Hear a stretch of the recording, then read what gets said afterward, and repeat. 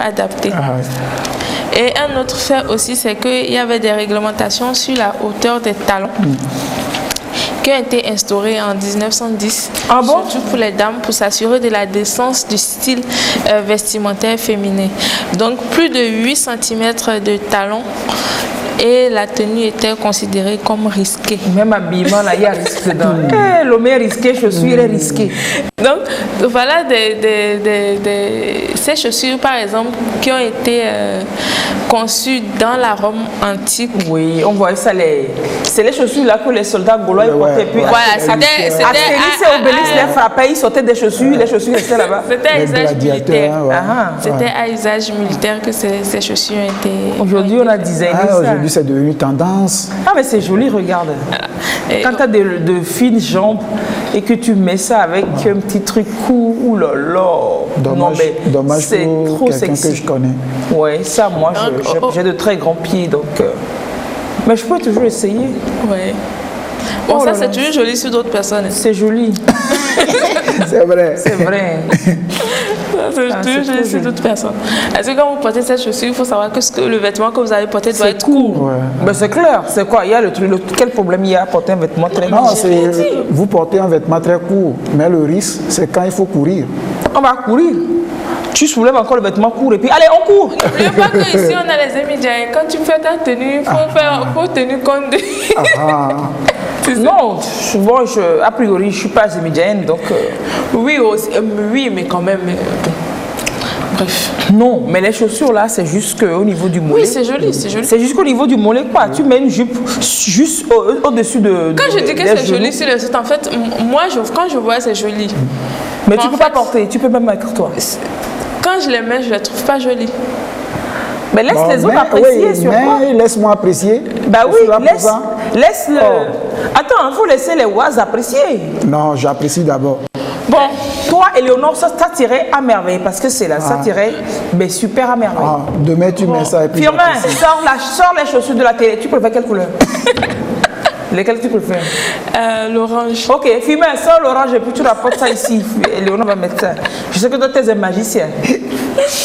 Au cours du XXe siècle, l'histoire des chaussures a été marquée par une grande diversification des formes, de l'invention des godillots au cours des années 1940. Chaussette godillots. Les godillots, c'est les godasses qu'on appelle aujourd'hui les godasses, à celle des talons aiguilles dans les années 1950. Donc le talon aiguille, c'est en 1950 que ça... Oui, dans les années 1950. C'est quel genre de pantoufle? C'est pour que la classe à l'intérieur, j'imagine. Oui. Comment qu'ils sont tourés alors? Ah non. Mais pourquoi ça? Mais avec le style d'aujourd'hui, les gens portent des pyjamas pour sortir, donc je pense que c'est vrai. Je vous dis que... Il ne faut pas vous étonner quand vous allez rencontrer quelqu'un dans la rue porter ça. Aujourd'hui, il existe plus de 50 types de chaussures différentes. Donc des babouches aux ballerines, en passant par les chaussures à talons pour les femmes et pour les hommes, les derbies, les Richelieu, les Monk. Moi, j'adore les chaussures. Donc quand je file un secret, tu veux me faire les yeux doux. Quand tu arrives, je vois tes pieds d'abord. Pour voir si ça me fait de l'effet. Ce qui m'a inspiré cette histoire, c'est un reportage que je regardais la dernière fois. Il y avait un cireur, mais c'est-à-dire que le mec, il adore son travail. Quand tu le vois, tu as envie de devenir cireur. C'est un art, quoi. C'est un art. C'est une compagnie aérienne qui l'a embauché pour cirer les chaussures. En Europe? Oui, en Europe. Pour cirer les chaussures des passagers. Des passagers dans les salles d'attente, surtout ceux qui sont en classe affaires. Et quand je regardais le reportage, il y a un monsieur qui lui a demandé, j'ai oublié ce qu'il a demandé un truc. Je dis, mais ça c'est encore quoi dans le cirage là? Donc en fait, il s'agissait de polir le bout de la chaussure pour qu'elle brille. Que le bout? Oui. Que le bout, parce que le monsieur disait qu'il s'était déjà ciré, qu'il avait déjà ciré sa chaussure. Mais de faire l'action là. Et ça brillait, vous pouvez vous mirer là-dedans. Sérieux? Oui. Très joli. Et j'ai vu des chaussures pas possibles. Alors, quand vous achetez des chaussures, souvent il y a les... Oh non, ça c'est pour moi. Oh non. Filmer le magicien. Ça, je mettrais bien ça. De la télé. Non. Non, non. Alors, l'étiquetage des chaussures indique aussi la manière. Non, mais Lise. Non, mais c'est joli. Non, ça, je mettrais ça même avec un slip, je sors. Eleonore, rappelez-moi le nom du monsieur qui nous suit depuis le Bénin. Il s'appelle comment? La rubrique. Il ne faut pas mélanger les choses ici. D'accord. Oui, allez-y. Alors, l'étiquetage des chaussures indique de manière simple, avec des pictogrammes, la composition de la tige. Qu'est-ce qu'on appelle tige? C'est l'intérieur de la chaussure. L'extérieur de la chaussure qui s'appelle la tige. La doublure et la semelle intérieure. Ainsi que la semelle extérieure. J'aime tout le temps qu'ils mettent ça. Donc, il existe quatre types de pictogrammes. Donc, il y a le cuir, le cuir enduit, le textile et les autres produits. Donc, aujourd'hui, j'ai appris quelque chose. Si les images des filles, vous allez voir les différents pictogrammes et comment les lire. Vous saurez comment sont composées nos chaussures. Vos chaussures. Allez, rapidement, les pictogrammes des chaussures. Vous saurez comment sont composées vos chaussures. Oh non, piotot. Piotot. Oh. Ça avec ma chemise. Oui, tout le monde a trouvé pour lui aujourd'hui. Oui, ça, oh non, ça c'est joli. Qu'est-ce que tu racontes? Vous savez même qu'il y a des chaussures connectées aujourd'hui. Pour faire quoi? Pour danser? Non, comme moi je ne sais pas danser. Non, voilà, non. En fait, il y a des... Tu mets ça. C'est des chaussures, c'est dans le genre de chaussures que tu mets, tu vas dans des événements. Genre, tu as des fêtes et tu t'assois. C'est toi qui proposes aux gens que m'assois, parce que tu sais que tu es efficace. Et là, tu marches. C'est ce qu'on appelle à pas rassurer. Tu auras l'ordre bien. Mais si tu sais que ce que tu as porté, même tu te caches. Et non, tu ne peux pas rapporter une bouteille, tu ne peux pas te lever. Tu t'assois et puis tu poses. Tu poses un pied sur l'autre. Ça veut dire c'est dimanche. Et puis tu l'envoies comme si tu ne sais pas ce pourquoi tu es venu. Alors que toi-même, qu'est-ce que tu as organisé? Tu es là tranquille, tu regardes. Aïe. Can you see this? Is that shoe? Non, mais Daniel est lisse. Non, mais sérieux, quand c'est top, c'est top. Un gars, il met ses chaussures, il vient, au moins les chaussures vont faire plus d'heures à ta dent quand tu vois la suite. Oui. Si la suite n'est pas bien, tu dis, bon, au moins il va frôler la moyenne. Il a des chaussures. Mais ces chaussures-là, je les aime aussi. Ça n'a les fait mon pote. Ouais. J'ai maltraité une paire comme ça. Exactement, c'est papa qui me l'a. Mais non. En fait, pourquoi? Quand je jette mon dévolu sur un vêtement, bien sûr, une paire de... Actuellement, il y a des sandales qui souffrent ici, façon. C'est en train de partir et puis je vais les abandonner. Quand j'en prends, j'oublie que j'en ai d'autres. Ouais, c'est souvent comme ça. Ouais. Mais j'ai des sandales vues au loin là, actuellement. Et donc cette paire de chaussures là, quand c'est arrivé, deux. Non. Des galets mais propres. Ça doit être quelque part. Non? Je n'ai pas. Ça, je suis sûre de n'avoir donné ça. Je suis que la chaussure même demande pardon de ne pas la retrouver. Elle s'est cachée sur pas. C'est ce que j'allais dire. Elle se cache. Parce que si on trouve cette chaussure. Parce que ça part surtout. Comme moi, je suis style pantalon. Mais et puis tu mets ça, tu cires ça, tu passes, on voit. Mais liste tes chaussures. Tu dis, voilà, c'est moi. Il faut passer encore, je vais voir. Il faut que je comprenne des chaussures encore comme ça. Je vais en reprendre de nouvelles. Le magicien fumé a du boulot aujourd'hui. Il va faire sortir. Fumé, envoie les chaussures. Non, mais c'est les machins, j'ai pas de machins, c'est les étiquettes ou bien qu'on devait voir. Oui,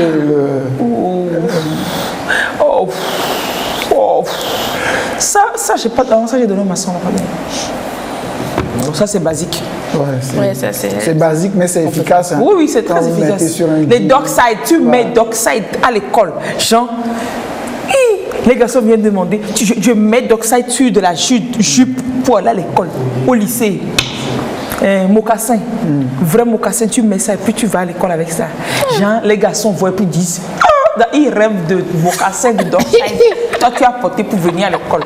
Jean, on a qu'à se respecter un peu. Moi, j'ai pas de jolis pieds, donc les chaussures, j'adore. Au moins, ça n'a qu'à compenser un peu. Bon, faites passer un peu plus rapidement. Oui, pour que les étiquettes... Les étiquettes fassent voir. Oui, ce genre-là aussi, j'aime. Ah, ça, c'est les espadrilles. Donc, je parlais de chaussures connectées. En fait, il y a des baskets qui s'ouvrent toutes seules. Hein? Par exemple. Pourquoi tu mets ton pied dedans? Mettez votre pied. Pour enlever, si ça refuse de s'ouvrir, je Donc voilà les étiquettes. Ah, ok. Donc ça c'est pour pouvoir lire en fait. Donc vous voyez le pictogramme numéro 1, c'est le cuir. Le second c'est le cuir enduit. Le cuir enduit c'est une peau. Ah, ok, c'est comme ça, une peau enduite. Le troisième c'est du textile. Donc n'importe quel du tissu. Quatrième autre matériau. Et vous voyez en bas, selon le dessin, vous savez où se trouve le tissu. Okay. Donc on va voir l'image suivante et vous allez comprendre. C'est souvent ça qu'il y a sous certaines chaussures. Donc on sait que la chaussure d'en haut, l'extérieur est faite en textile et autres matériaux. Voilà. L'intérieur est fait en textile et en cuir. Oui. Et la semelle est faite en autres matériaux. Voilà. Donc ça veut dire quelque chose, le dessin baba là qui vous dit. Ça veut dire quelque chose. C'est pas pour la. Oui. Tu vois, les chaussures vont se dire, regardez-moi, elle est bête. C'était comme si on trace sur la route là, elle a pensé que c'est pour décoration. Ou bien on fait les jantes à côté de cartes d'un pays. Ça me dit quelque chose. Donc voilà. Donc je parlais tantôt des chaussures connectées. Donc il y en a qui s'ouvrent directement. Ça c'est des chaussures à talons variables. Donc vous pouvez enlever, les talons. Et puis ça fait ballerine. Oui, vous pouvez. Il y en a aussi avec plusieurs talons. Vous pouvez les changer.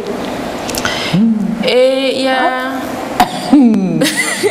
Tu mets ça en talon pour aller au boulot et puis pour courir à travers ton métro. Il n'y en a pas en Patrice. En quoi? Il y a quand en talon, il n'y a pas en Patrice. Ok. Donc, ça, il y a une entreprise qui a conçu des chaussures connectées pour les personnes âgées. Donc, des chaussures qui signalent lorsque vous tombez. Ça, c'est des chaussures où vous pouvez changer la couleur. Changer la couleur? Oui. Avec le téléphone? Oui, avec le téléphone. Vous voyez donc, c'est des chaussures connectées, en fait. Bah, ça, c'est un exemple de chaussures connectées. Ça va décharger mon téléphone? Si vous voulez changer à tout bout de champ dans la journée. Oui, mais c'est efficace. Hein? On vous voit aujourd'hui porter comment ça aujourd'hui? On te voit le matin. Tu mets ça en bleu et puis après tu fais diversion. La personne te voit à peine, ça change. L'esprit de caméléon est rentré dans ton corps, c'est comment? Donc les chaussures dont je parle, c'est des chaussures en fait. Quand la personne tombe, par exemple, puisqu'on parle de personnes âgées, quand la personne tombe, la chaussure envoie un signal à un numéro, vous enregistrez un numéro d'urgence pour vous dire que la personne est tombée. Et quand ça a déjà prévenu la personne, la chaussure vibre au pied de celle pour que la personne, si elle est inconsciente, pour que la personne sache qu'il y a quelqu'un qui a déjà été prévenu. Donc on vous localise aussi. Ça, c'est celle qui s'ouvre automatiquement. C'est celle qui, les chaussures qui... Ça, c'est les chaussures de trucs là, Black Panther ou bien je sais pas. Non, mais sérieusement, est-ce que les chaussures ne pouvaient pas éviter que le gars il tombe? Quand il est en chute comme ça, là, les chaussures vont faire... ça va le maintenir à trop de fil. Je pense que peut-être qu'on n'est pas encore arrivé à ce niveau. Ça va venir. Ça va venir. Quand tu mettrais la chaussure, tu appuies ça ou s'ouvre et puis tu mets le pied dedans là. Ne va planter. Je peux pas. Et là, oui. Soit on va couper. Et puis on vole le téléphone. Oui, c'est ça. On vole le téléphone.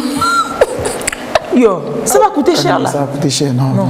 Oui, ça c'est clair que ça va coûter cher. Et maintenant, donc si ça refuse de s'ouvrir, maintenant je vais déchirer. Je ne peux plus déchirer parce que je vais avoir peur pour mon argent. Je vais souffrir pour mon argent. Et je vais mettre ça au pied. Combien de jours? Je ne vais pas me lever. Il y a des risques que je ne prends pas. C'est comme vos voitures autonomes là. Bon, en même temps, si vous ne vous sentez pas indexé, si vous ne vous... Je ne sais pas comment dire. Si vous ne sentez pas l'importance d'avoir ce type de chaussures, c'est que vous n'êtes pas la cible. Voilà.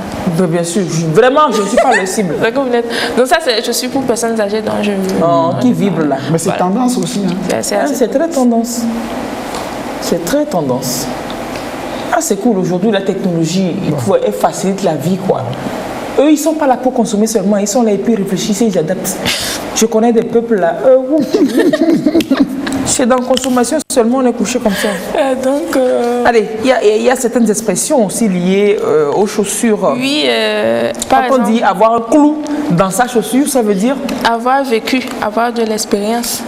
Par exemple, vous avez marché jusqu'à il y a le clou dans vos chaussures. Ah oui, les chaussures ont ramassé plein de clous. Voilà. Ah oui, moi j'ai plein de clous dans mes chaussures. Hein. Et pas que de clous, des barres de fer aussi. Des barres de fer dans mes chaussures. Et puis quand on dit trouver chaussures à son pied, c'est trouver exactement la personne qu'on cherche. C'est souvent en amour qu'on dit ça. C'est souvent en amour. Moi je suis en train de belles chaussures là. Vous venez de dire que votre gars avait... Oui, non. Et donc... Mon gars a des chaussures qu'il met à ses pieds.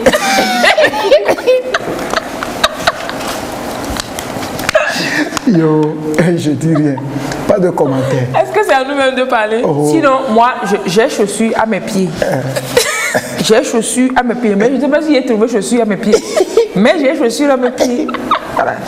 J'ai chaussures à mes pieds. La précision est importante. Ça lui fera plaisir s'il nous suit ce matin. Oh, toi aussi là. Pourquoi tu crées le problème d'enfant? Bisous chérie. Mais sinon, j'ai chaussures à mon pied. Non, l'expression c'est un singulier. Trouver chaussures à son pied. J'ai chaussures à mon pied. Okay. Bon, maintenant, je ne sais pas si j'ai trouvé chaussures à mon pied. Sinon, j'ai chaussures à mon pied. Beaucoup d'amour comme ça. Tu sais que c'est ça. Hein? C'est ce que tu aimes, donc je t'en sais. Lui, il doit être habitué. Gare à ton rythme cardiaque. Il doit être habitué. Il a intérêt. Hein? Sinon, voilà, il ne sait pas bien quoi. Je ne suis pas recommandable. C'est clair, c'est clair. S'il n'est pas solide. Je ne suis pas recommandable si c'est clair. C'est vous-même qui avez dit ça. Donc, pourquoi pas me contredire un peu? S'il n'est pas solide. Bon, c'était la petite histoire des chaussures. Ah, ouais, la petite histoire des chaussures. Chaussures tendance. Et puis en même temps, des fois, tu sais, tu mets un truc banal, mais tu mets des chaussures dessus, ça rehausse. C'est clair. Tout l'habillement. Ouais. Ah, faut pas, on a droit. C'est pareil, tu te sapes, tu mets des trucs type, mais tu mets des chaussures. Non, mais ça descend complètement la tenue, quoi. C'est les chaussures qui font la chose. À Fokba, on a droit. À Fokba, on a droit. Il faut que j'abandonne ces sandales pour un mois parce que là, vraiment, à Fokba, on a droit. J'ai oublié ça entre-temps. Mais quand je jette des volets, non, mais vraiment, il faut que je change. Là, tu vas dans la voiture, même bien sorti de nouvelles chaussettes dans la voiture. Mais quand je sors, ces sandales vie préférées, je reste dedans. Il faut pas on a droit. Allez, chers amis, c'est ça la petite histoire des chaussures. Misez sur vos chaussures. Cirez-les. Ce n'est pas une affaire de nouvelles ou anciennes chaussures. Tu as de vieilles chaussures, mais toi-même, c'est que tu as confiance en ça. Tu l'entretiens, tu nettoies, mais tu cires de façon. Il n'y a pas de poussière dans les angles là. Tu sors la poussière, tu cires, tu mets, tu es content. Il y en a qui cirent même leurs chaussures de sport. En pleine circulation, tu les vois encore cirer les roues de la moto. C'est pas chaussures que nous on va pas cirer. Allez, la suite de l'émission tout de suite. Je pense que je vais libérer Léonore. Yes.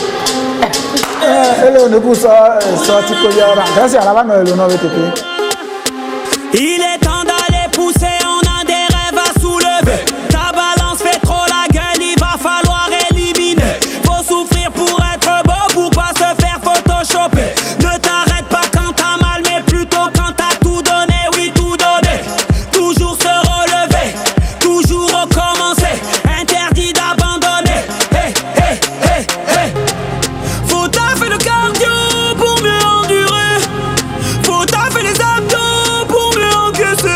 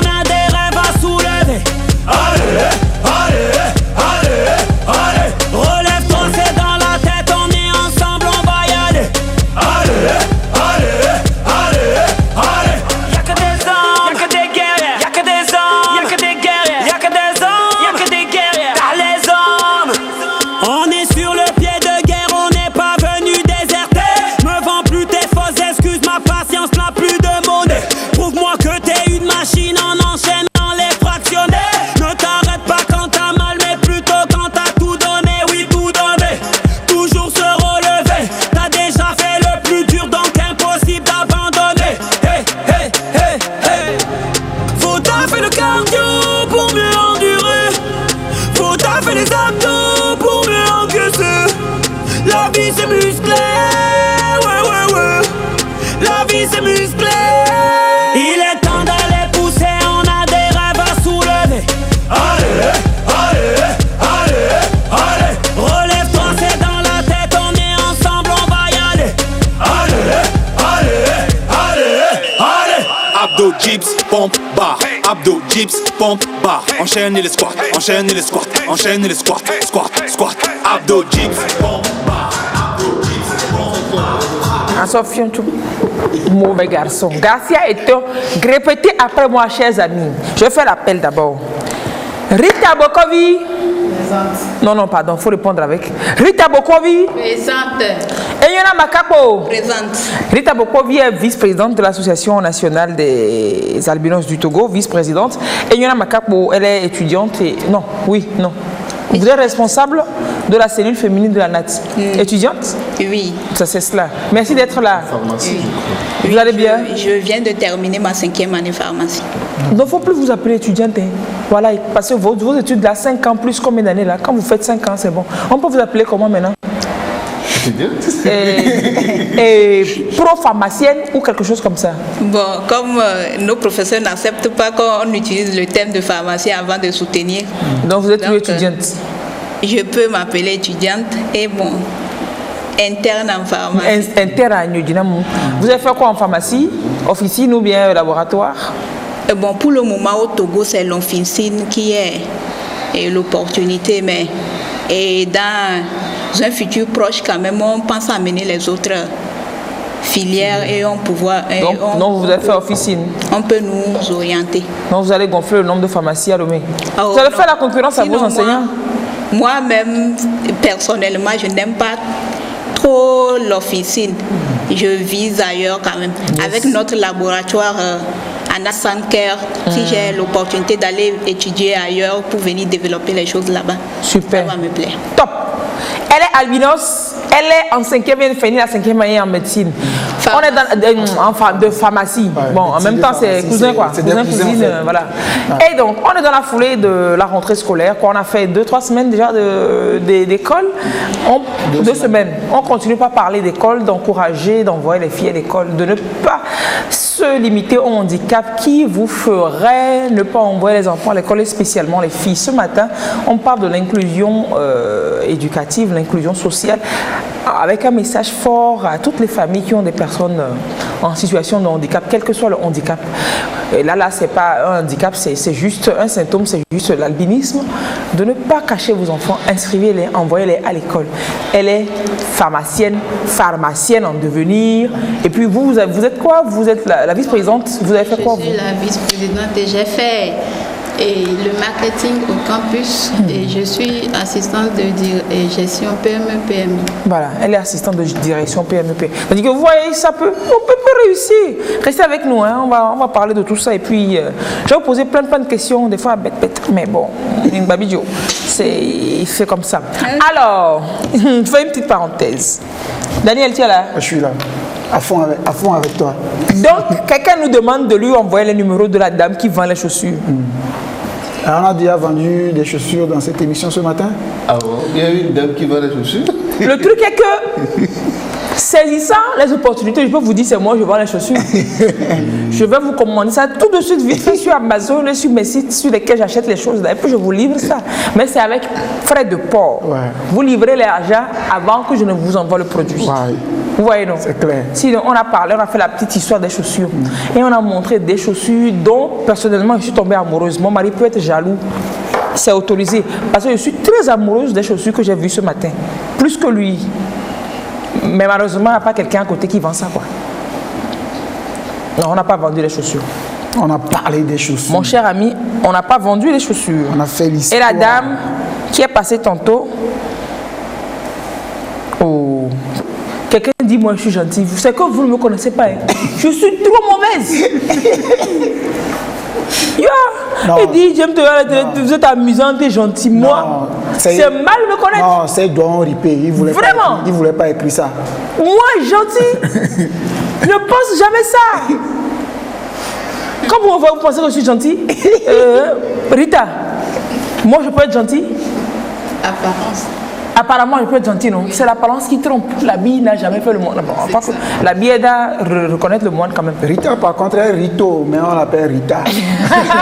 Elle est Ripata, elle est Rito. Et Nyolam, quand vous me voyez là, je peux être gentil?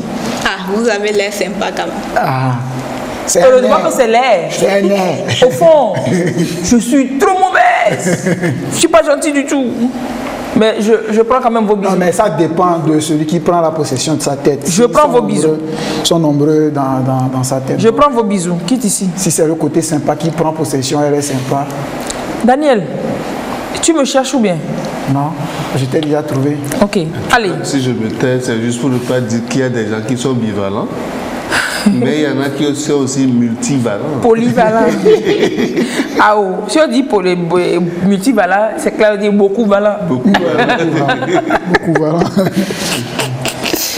Ça m'arrive des fois, une fois par an, des gentils, ouais, c'est possible. Mais c'est pas envers Gracie, je suis gentil, hein, lui, on se connaît. On se règle vraiment des comptes. Il me cherche, il me trouve proprement.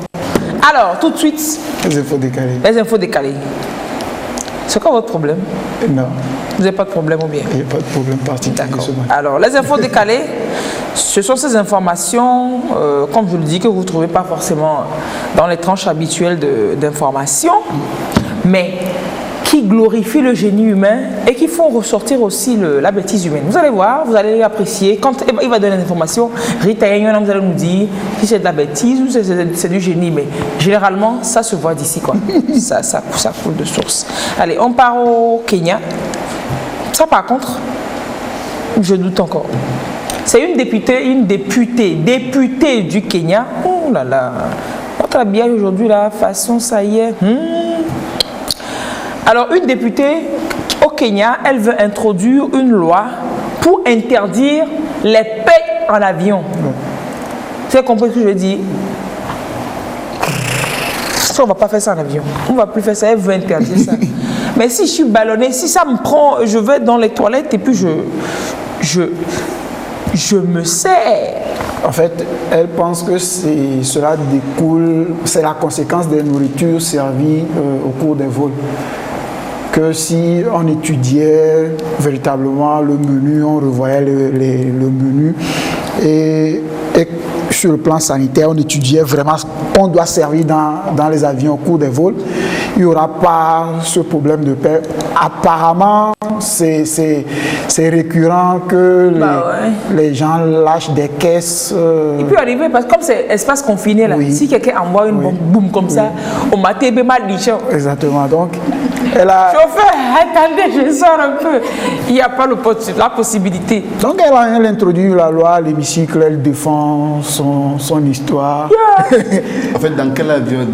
Tu sais quelle compagnie elle veut faire? La loi s'appliquera. Chez les Kenyans ou... Je ne sais pas.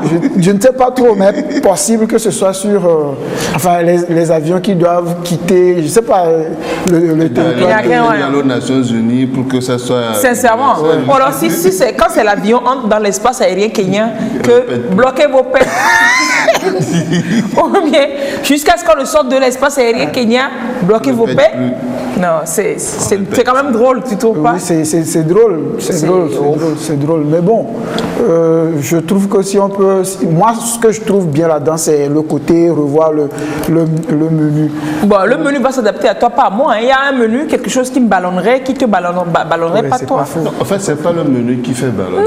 C'est juste que il y a un moment, il y a un gonflement, je ne sais pas comment, il y a un thème technique où l'air rentre, on fait passer l'air dans l'avion. Mais on dit aussi souvent qu'il y a des aliments qui vous prédisposent à lâcher. Si c'est ce que j'ai mangé avant de monter dans l'avion. Ouais, ça c'est... C'est surtout ça aussi.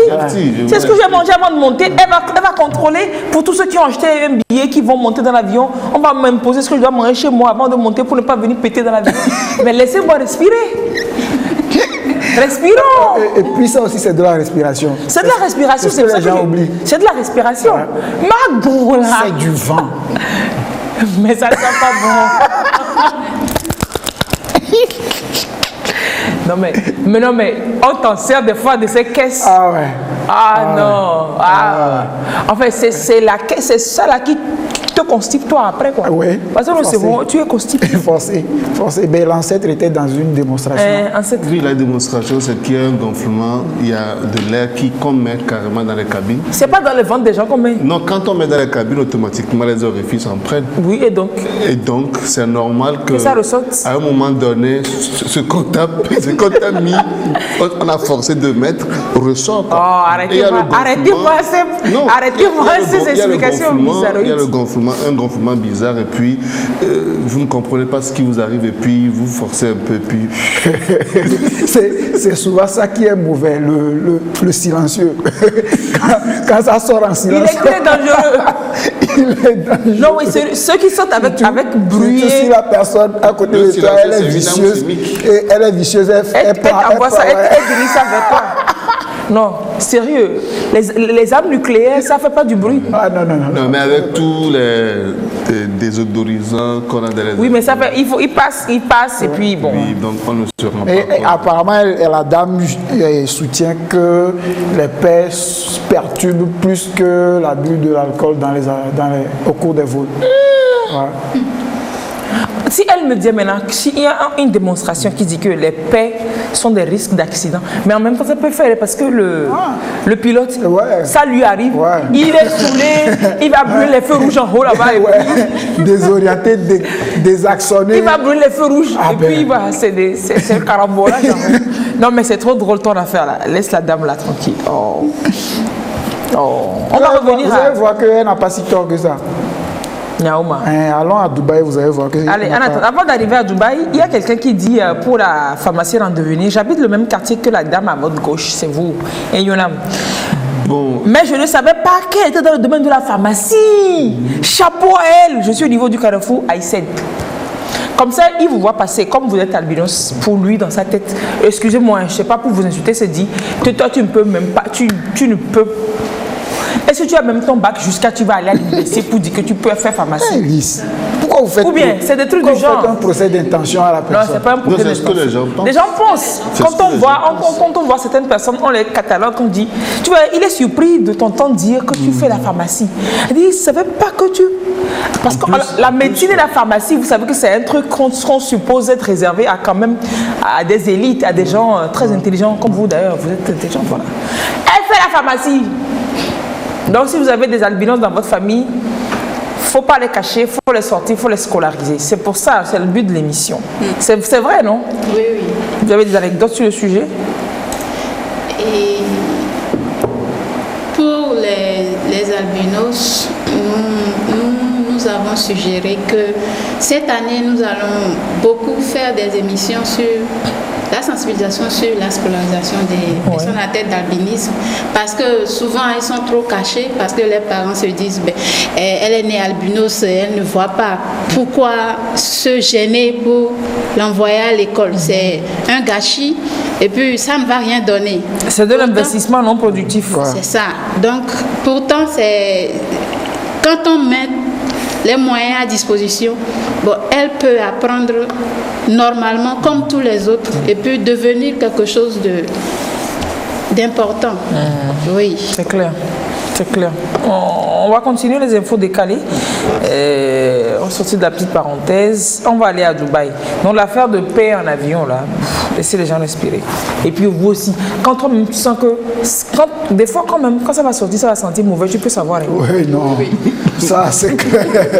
C'est clair. Toi-même, tu te lèves, tu vas dans les toilettes, tu t'assois sur le pot et puis tu envoies ça là-bas. Tranquille. Et puis quand tu es en position assise comme ça sort plus confortablement que d'être gêné. Ouais. Parce qu'en fait, si tu retiens ça, tu ne sors pas ça vite. Ça te fait le ventre, ça fait l'air, ça mélange tout dans le ventre. Il faut que tu sortes ça avant d'être à l'aise. Interdit les paix en avion, c'est comme interdit pipi dans les piscines. Aujourd'hui, ça peut être interdit, mais tu pisses, ça se voit. Parce qu'il y a des colorations. Ouais. Tu pisses à ton niveau, ça se fait. Ouais. Ça se colore autour de toi. Ouais. Et puis on sait que tu as fait. On sait que tu as fait pipi dans la piscine.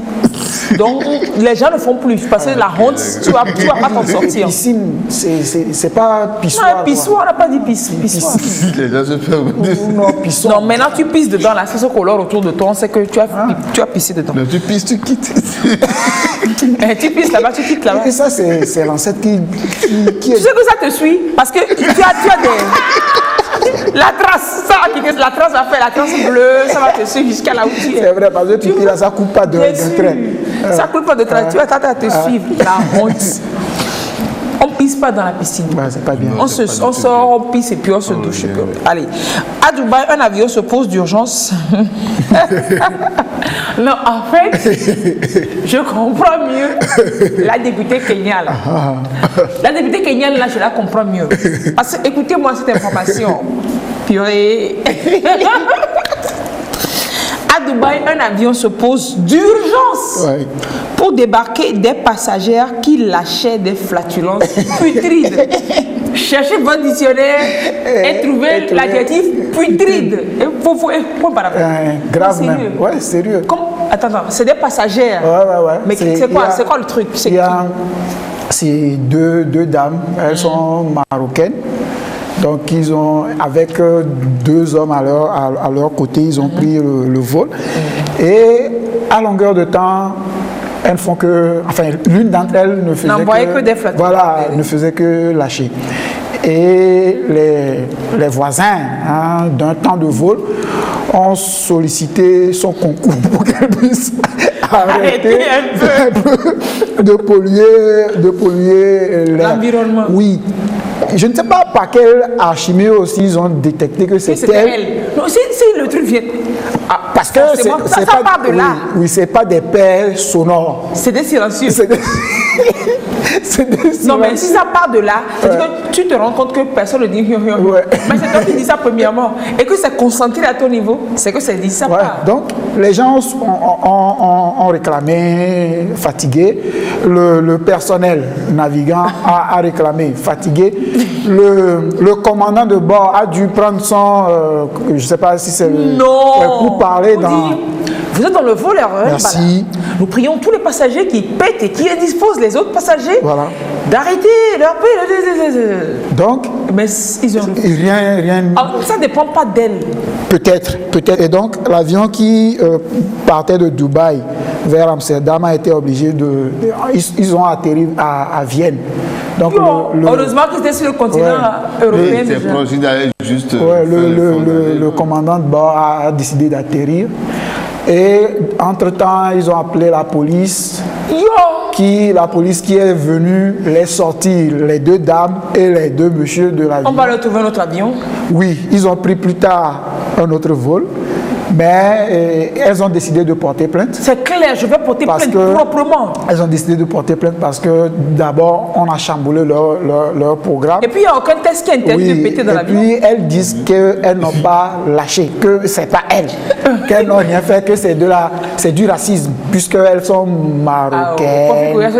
Qu'elles sont marocaines. Et puis, il n'y a aucune preuve pour voilà, et puis, il s'est souvent dit que les Marocains font du désordre. Non, font du désordre, c'est des gens qui font du désordre. Donc c'est que c'est on les a stigmatisés. Voilà, c'est de la stigmatisation. Peut-être qu'il y a un système qui a détecté la zone de pollution. Maintenant que l'air s'est dissipé, on ne peut plus rien. Peut-être aussi que leur inaction a fait que les gens ont pensé que c'est eux. Puisque quand on vient vers vous pour une fois vous dire arrêtez de lâcher et vous ne dites rien. On vient une seconde fois, vous ne dites rien. C'est que voilà, vous reconnaissez oui, maintenant c'est pour porter plainte et récupérer de l'argent. C'est clair. Non, il faut qu'elle récupère de l'argent. Peut-être devait faire ce qu'on faisait quand on était au primaire, quand quelqu'un lâchait la classe. On voit le visage des gens pour reconnaître. Oui. Toi, ce père te ressemble. Et puis après, cette odeur te ressemble. Et puis après, quelqu'un finit renifler. Les arrières déjà. Mais la personne là, elle est téméraire. Comment est-ce que tu peux Une personne normalement constituée, comment est-ce qu'elle peut prendre ce risque-là d'aller sonder? Moi, je vais appeler ça sondage. D'aller sonder. Les arrières déjà pour voir. Pour pas l'odeur. Non, mais c'est quoi ça? Au risque de faire des infarctus. Non, mais sérieux, moi, je vais porter plainte proprement. Non, ouais, non. Et puis elles vont gagner. Si forcément, elles vont gagner. Elles vont gagner. Vous me débarquez, voilà, au supporter de Dubaï jusqu'à Vienne, c'est pas la porte à côté. Hein. Ouais, c'est pas la porte Ils ont supporté ça, et puis juste Vienne, Amsterdam. Ça fait quand même au moins 4 heures de vol. Hein. Ils ne vont pas supporter ça de Dubaï à là. Oui, et puis c'est dire aussi que les gens commençaient pas à s'énerver. Voilà. Mido, voilà. Oui, les gens commençaient pas à s'énerver au risque d'avoir des échauffourées dans l'avion. Le commandant. Ça, elles ont pété depuis là. Ouais. Peut-être elles ont pété pendant 10 heures, 7 heures de temps. Donc Dubaï Vienne, ça fait à peine 4 heures. Ah ouais. Oui, mais grâce à peine 4 heures à côté de quelqu'un qui, on va dire, chaque 10 minutes, vous envoie. Non, sérieux, mais c'est pas, on en parle, on rigole, mais c'est pas gérable. Non, mais c'est pas gérable. C'est l'espace qui est confiné. L'espace est confiné. À peine tu gères ça t'énerve. Et puis quand. Et puis une autre vient, et puis des fois, ça te varie l'odeur. Ça te varie l'odeur. L'espace confiné, mais climé. Oui. Et vous. Non. Ah oui. C'est pas petit boucan. Comme le diraient les Ivoiriens, c'est pas petit boucan. C'est vraiment pas petit boucan. Non, sérieux. C'est rigolo. Et donc, elle compte porter plainte. Non, elle compte porter plainte. Moi-même, je la soutiens. Quoique, on me dit pas bon. Bon, on va en France. En France, on a déjà parlé de pareils sujets dans l'émission. C'est un monsieur. C'est un monsieur. Il est condamné à 4 mois de prison ferme. Il va rentrer dedans, on va fermer la porte sur lui. Parce qu'il a harcelé son ex-compagne. Ouais. En fait, on a dit c'est fini, c'est fini. Il faut laisser la personne respirer, c'est fini, c'est fini. C'est fini. Si tu ne veux pas, peux pas supporter, fais comme tu veux, mais il faut laisser la personne respirer, c'est fini. Il a appelé 21 807 cette fois en 10 mois. Il a appelé la personne combien? 21 807 fois. 21 807 fois. En 10 mois. Et les SMS? Non, on n'a pas mis de SMS dedans. Il préfère 21 000 fois en 10 mois. Combien ça? 21 800. 7 fois en 10 mois. Ouais. 10 mois, ça te fait 300 jours. On faut diviser par 300. Ouais. Ça fait plus de 70 fois par jour, quoi. Il fait plus de 70 appels par jour. Par mois, ça fait 2000, quoi. Non, par jour, ça fait combien? Plus de 70 appels par jour. Ou 60 plutôt, 60, 70 fois par jour. 72, voilà. Par jour. Tu viens puis tu vois même numéro 72. Oui. Donc comme ça la personne appelle et puis bien sûr rappel automatique. Le téléphone est avec toi et l'appel vient, ça sonne, ça se coupe, il relance. Voilà. C'est sûr qu'il y a des harceleurs comme ça de ce type-là, mais qu'on doit... Comment tu dis c'est sûr? Il y en a, ouais. Donc le gars, en fait c'est un malade, c'est un psychopathe. Il a 32 ans. C'est pas pour rien que la femme l'a quitté. Il a 32 ans, il a été, voilà, il a pris 4 mois ferme.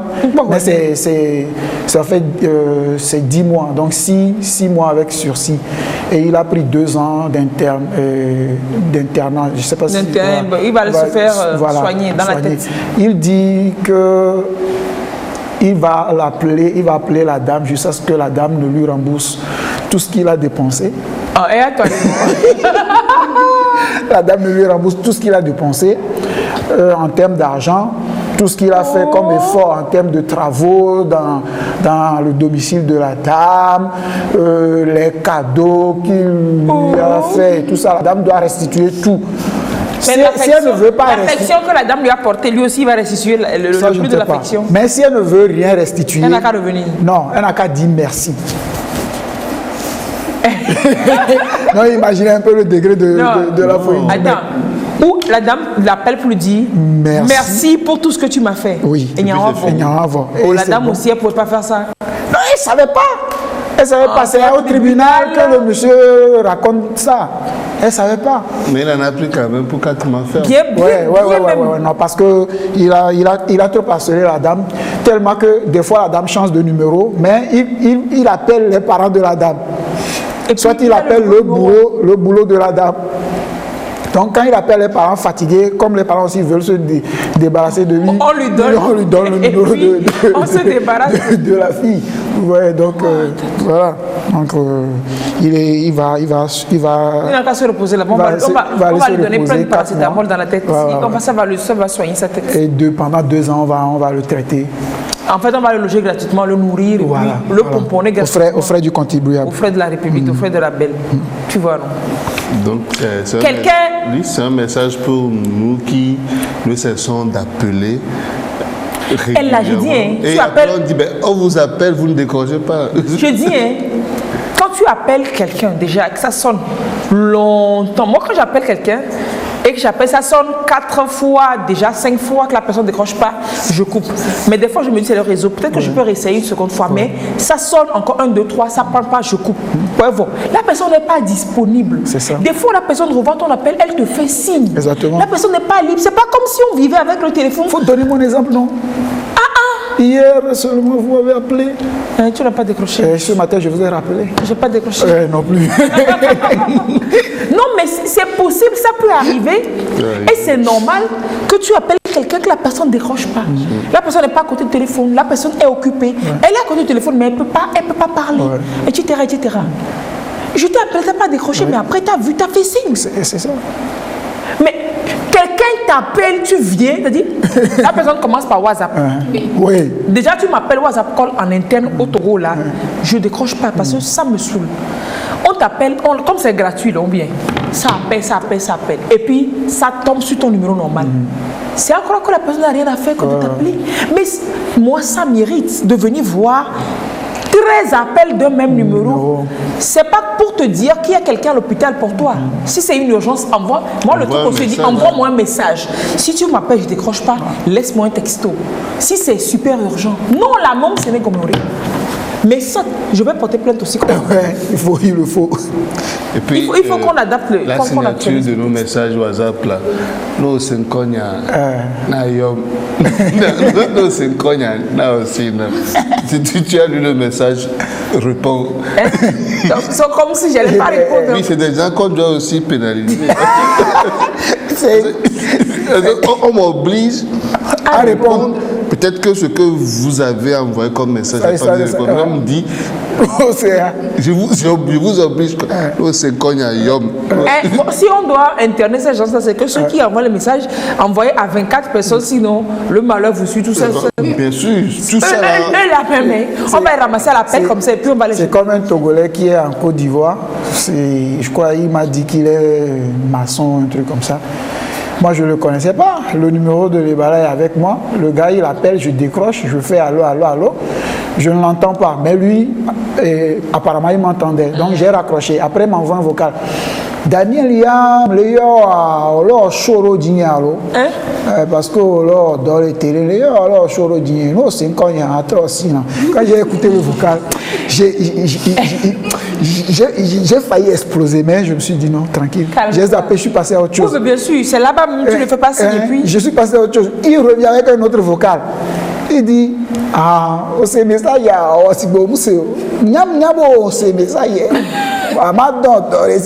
et puis il me raconte son histoire. Il y a un gars qui est dans un village, là, ils ont travaillé ensemble, que j'aille là-bas prendre son numéro, que je lui envoie.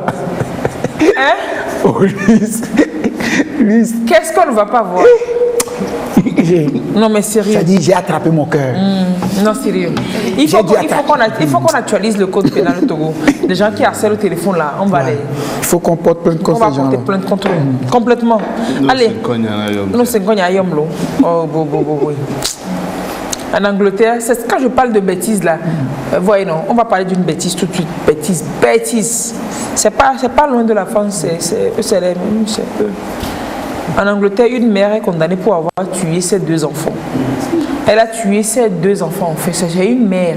Elle a fait grossesse et puis les enfants, elle a élevé jusqu'à elle a tué les enfants. Vous savez, le mobile, vous savez pourquoi elle a tué les enfants? Parce que les enfants l'ont fatiguée, l'enfant l'a dérangé, les enfants interféraient dans sa vie sexuelle. Bon, il faut qu'il dégage de là et puis qu'elle vive, c'est ça? Exactement, c'est ça. C'est-à-dire que... C'est horrible. C'est horrible même, c'est joli quoi. C'est horrible.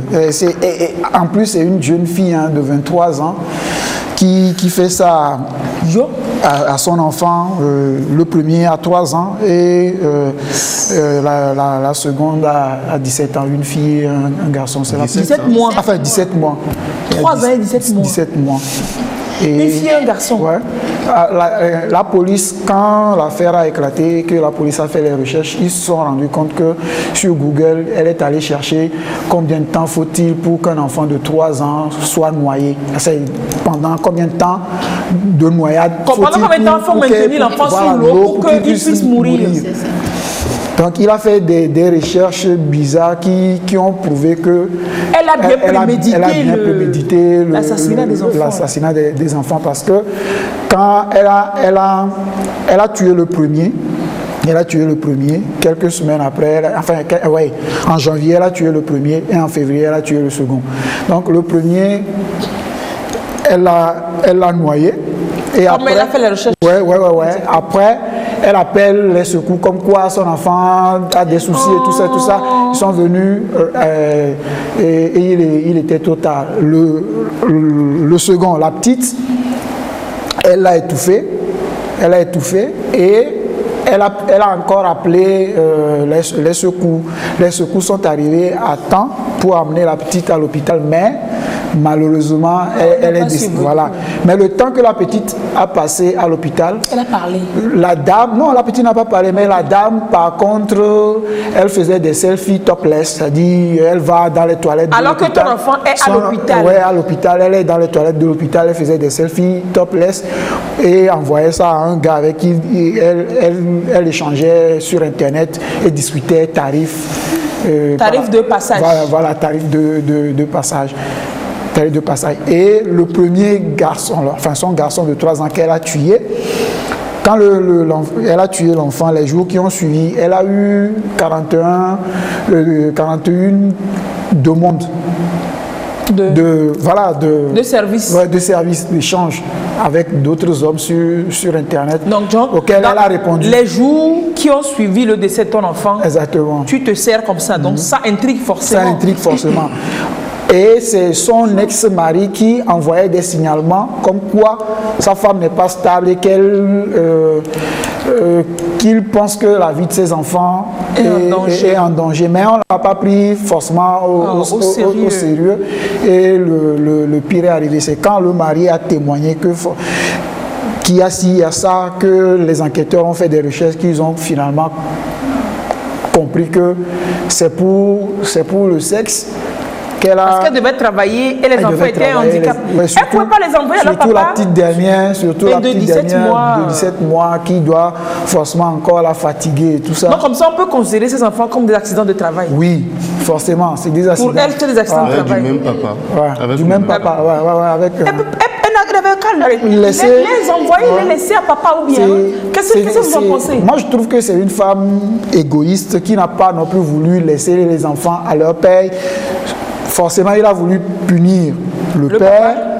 Et il punit le père, il se punit elle-même, elle se rend compte que non, mais je me punis, je suis plus libre de vaquer à mes occupations, je vais me débarrasser des fardeaux. Et pour ne pas donner les enfants au père, elle les tue. Mais c'est une cruauté, ça. Et puis c'est une jeune dame de 23 ans qui fait ça. À 23 ans, elle a le courage de faire ça, c'est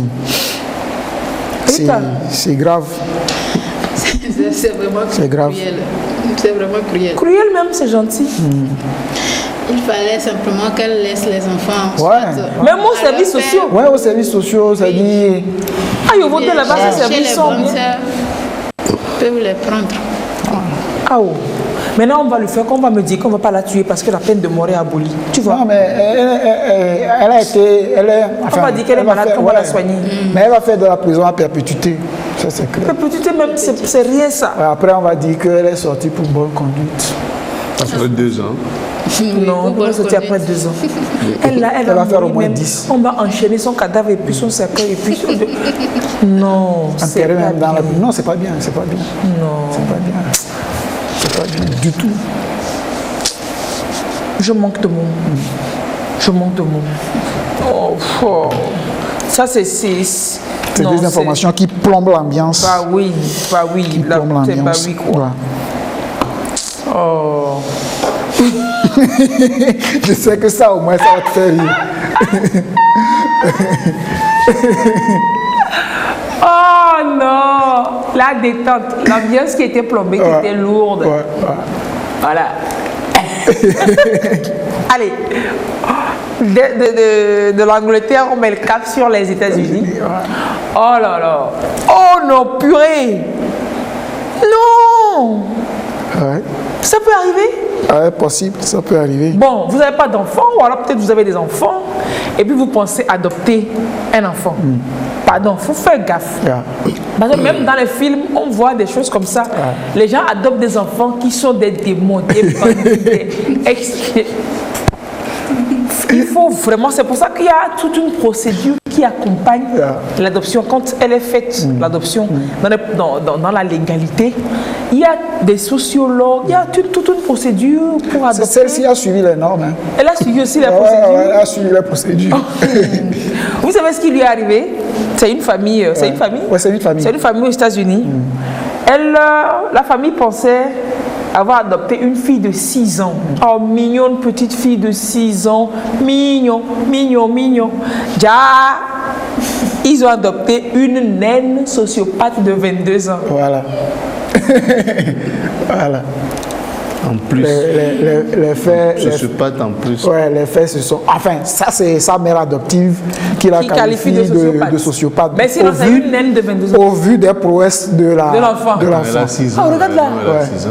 Donc, mais elle a 6 ans. Donc, elle est mignonne en plus. En fait, c'est une famille qui avait déjà 2 garçons. Ouais. Donc, visiblement, ça cherche fille. Ça cherche fille. Et ils veulent plus faire par eux-mêmes pour courir le risque d'avoir un garçon en plus. Troisième garçon. Donc, on est sûr d'avoir fille. Voilà. Donc, c'est le monsieur et Adam. Et en 2010, en 2010, ils sont allés adopter la jeune fille. Ils ont suivi toute la procédure normale. Natalia Grace, qu'ils ont adoptée. Mais une fois arrivés à la maison, peu de temps après, ils ont constaté que la petite ne réagissait pas comme un enfant de 6 ans. Que c'est une jeune fille qui mettait de l'eau de Javel dans leur café, qui cachait des couteaux et des paires de ciseaux dans les canapés, qui immaculait les miroirs de sang, et donc qui les menaçait, qui a même tenté de pousser le monsieur ou la dame du balcon. Ça, c'est la mère et le père adoptif qui racontent ça.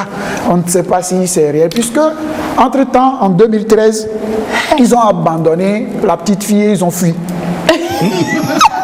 Donc, ils ont abandonné. C'est comme dans les films. Voilà. On lui a laissé la maison. On lui a laissé la maison. Ils ont abandonné. Ils ont pris leurs 2 petits garçons et ils ont fui. Et elle a survécu à la maison. Elle a survécu. Quand les parents ont fui, quelques jours après, elle s'est rendue à la police avec les voisins.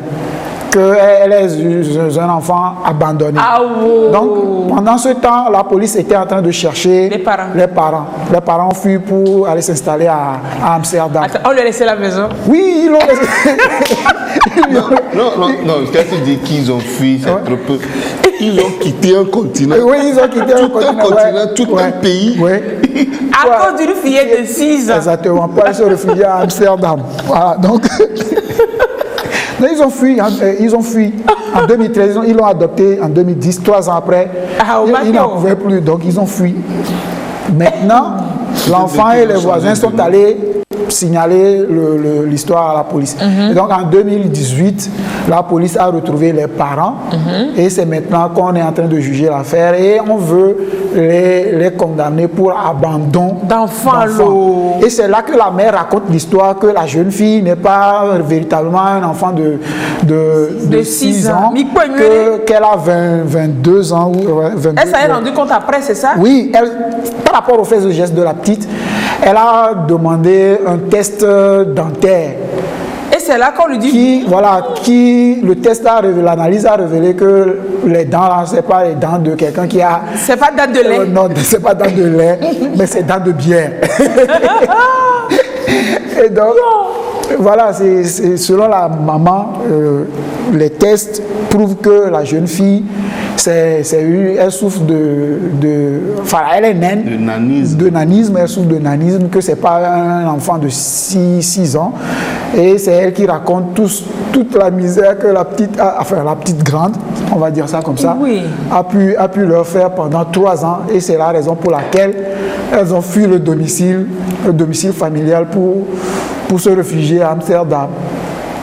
Mais actuellement, le procès en cours pour véritablement déterminer. Je suis sûr que la justice va faire d'autres analyses, leurs propres analyses, pour prouver véritablement que c'est pas un enfant de 6 ans qu'ils ont abandonné. Puisque si elle avait 22 ans et qu'ils l'ont abandonné, c'est pas un enfant. C'est pas un enfant. Il n'y a pas abandon. Il n'y a pas abandon. Non, même si c'est prouvé que l'enfant n'a que 6 ans. Mais que l'enfant est diabolique. Non, ils auront des problèmes. Tu retournes ou alors tu signales aux services sociaux. Ils devaient signaler aux services sociaux ou la retourner. Ouais. Ils ne pouvaient pas la laisser seule. Eux aussi, pourquoi ils n'ont pas eu ce réflexe de... Non, c'est juste... Peut-être que la procédure est compliquée. Oui, c'est pour la laisser seule qu'ils ont fait les analyses, pour prouver qu'en réalité, ce n'est pas un bébé. Dès qu'ils ont eu ils voulaient la laisser. Donc, comme ils ont eu le résultat, avec les résultats, tu retournes chez les services là où tu as adopté et puis tu leur signales qu'en fait, votre enfant, c'est une maman. Oui, mais je ne sais pas, peut-être qu'ils ont peur. La procédure... Oui, ils ont peur que ce soit irréversible.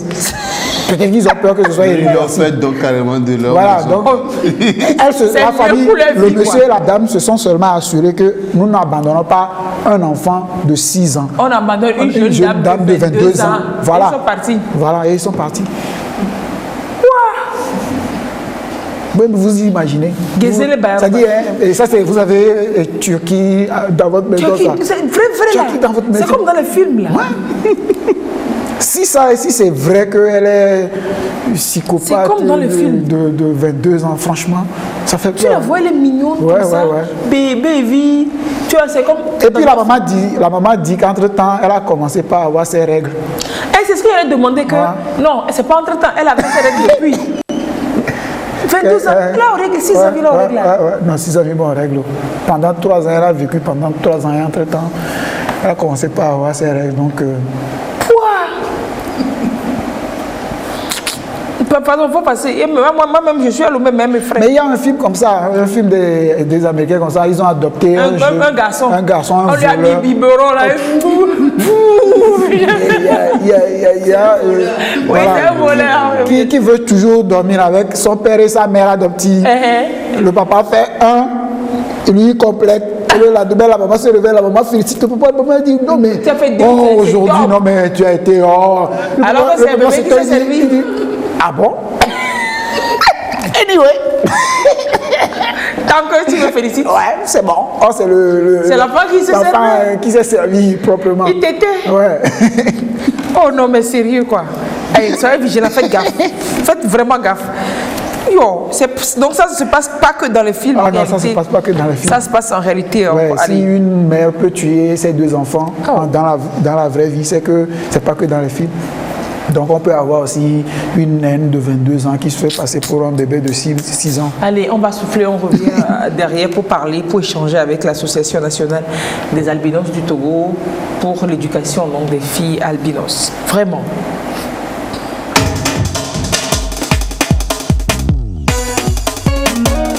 Raisons. D'Afromix on est les bêtes, pas besoin de trop parler. Ça donne on travaille pour être les bêtes, carrière médaillée. Quand j'ai le succès, il faut que ton succès fasse pleurer papa oh. Faut que ta réussite fasse danser maman oh. Maman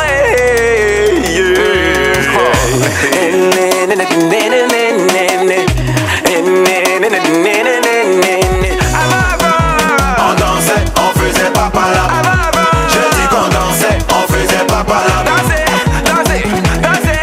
Bloquez ta musique, la merde là dedans.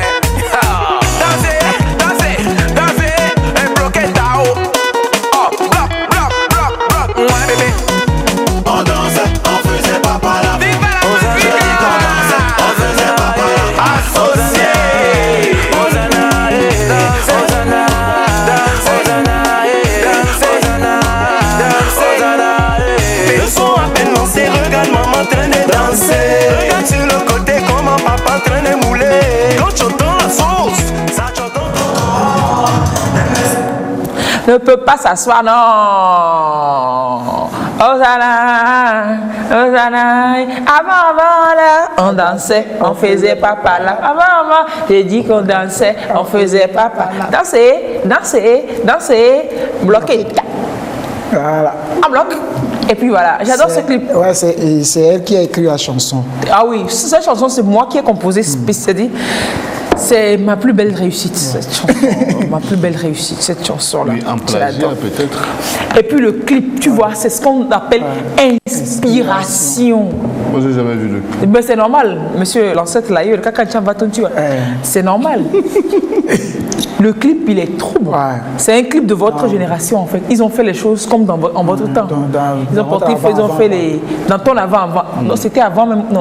Non, c'était après Gracia, ça. Oui. Parce que Gracia, dans son...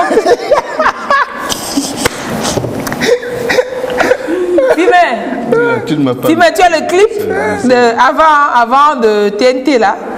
Pour que Gracia voie, je lui dis que ce clip a été réalisé. Ils se sont projetés après Gracia. Parce que c'était même pas dans ton avant là. Ton avant là, c'est avant.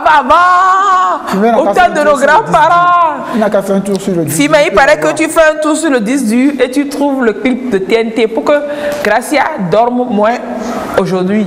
Que quoi? Ils disent, Claude, on nous parle au casque. On peut l'avoir. C'est juste pour la culture de Gracia. Hein. C'est pour la culture de Gracia. Sinon, c'est pas pour rien. C'est pour rien d'autre. Si tu l'as, après la rubrique, tu nous dis. Allez, les filles. Vous, la vice-présidente Rita, qui est albinos dans votre famille?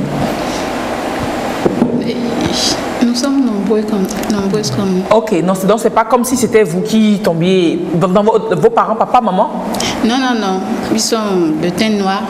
Votre papa et votre maman sont de teint noir, oui, mais ils portent le gène? Oui. Maintenant, parmi les enfants, vous êtes combien? Non, au fait, chez le papa et la maman, je suis seule. Mais la grande sœur du papa en a eu. Et l'aînée même de papa, leur grande sœur, elle aussi, elle est albinos. Elle est albinos, d'accord, c'est dans la famille. Donc parmi les enfants de vos parents, vous êtes la seule. Oui. Ça ne devait pas être facile, hein, surtout au début à l'école. Et au fait, moi, à l'école primaire, j'ai reçu beaucoup d'attention. Et j'ai pas eu trop de difficultés à m'insérer. Oui, mais donc de l'attention qui venait de la maison, vos parents vous ont... Oui, mes parents. Mais est-ce qu'à l'école, les camarades, le regard des autres, c'était pas toujours pareil? C'est pas pareil, mais il faut faire avec. Si vous voulez avancer, il faut ignorer ce qui est à côté, puis regarder de l'avant. Vous, la chance, c'est qu'en famille, déjà, vous avez eu de l'accompagnement parce que le gène était en famille, c'est normal, ça rassure, ça vous met en confiance et puis vous avancez. Oui.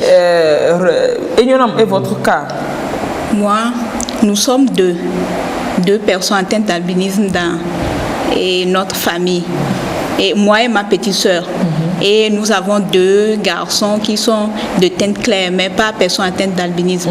Mais dans la grande famille, il y en a des deux côtés. Okay. En fait, l'albinisme même, c'est un gène récessif. Il faut que les 2 parents portent le gène avant que ça ne s'exprime. Bien sûr. Donc, dans la famille, il y en a. Donc, la petite sœur de maman et le grand frère de papa. Donc, si on veut éviter, par exemple, d'avoir des enfants albinos, par exemple, si je tombe amoureux d'un garçon, je vais faire une incursion dans sa famille pour voir s'il n'y a pas, ou alors si quelqu'un ne porte pas le gène. Non, vous pouvez, sur plusieurs générations, ne pas constater ce cas. Et que ça descende après, oui, bien sûr. Donc ça veut dire que peut-être que vous avez un grand-parent qui est atteint d'albinisme, vous ne savez pas. Et puis un jour, vos petits-enfants se... Et la trop job, le clip est là. Le clip, bien, ça regarde le clip pendant qu'on parle là, il faut regarder le clip de ton temps.